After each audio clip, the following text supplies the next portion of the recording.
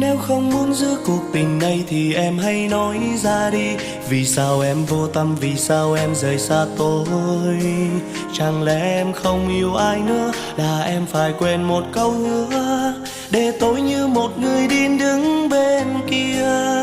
Người ta nói nhiều về em, rằng khi yêu em tôi không tin, rằng em đi bên người ta nhiều lần em qua mặt tôi.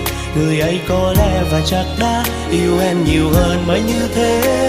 Vậy em cứ quay lưng đi, đừng tìm nhau nữa. Chuyện gì cũng đã hết rồi thì em hãy cứ đi đi. Đừng tìm nhau, đừng tìm đôi mắt này làm nhau thêm hoài nghi.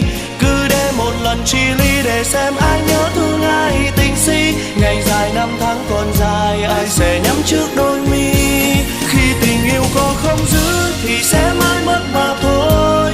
Đừng trách ai, đừng trách ta dài khờ, ai làm mất nụ cười trên môi. Như trang giấy trắng nhuộm màu chẳng còn ý nghĩa đâu người ơi. Thôi ta cứ xem như là chưa có nhau trong đời.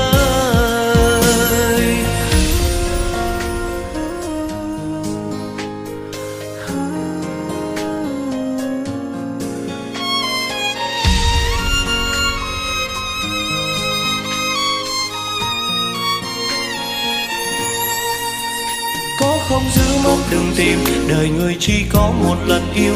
Chỉ tại vì em không giữ lấy anh trong vòng tay một chút nữa, để hiểu hơn nhau xem ai sẽ cùng đi bên em trong hạnh phúc. Có lẽ em chưa chia tay, em chưa đổi thay. Chuyện gì cũng đã hết rồi thì em hãy cứ đi đi. Đừng tìm nhau, đừng tìm đôi mắt này làm nhau thêm hoài nghi.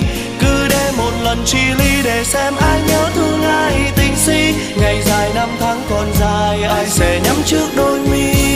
Khi tình yêu có không giữ thì sẽ mãi mất mà thôi.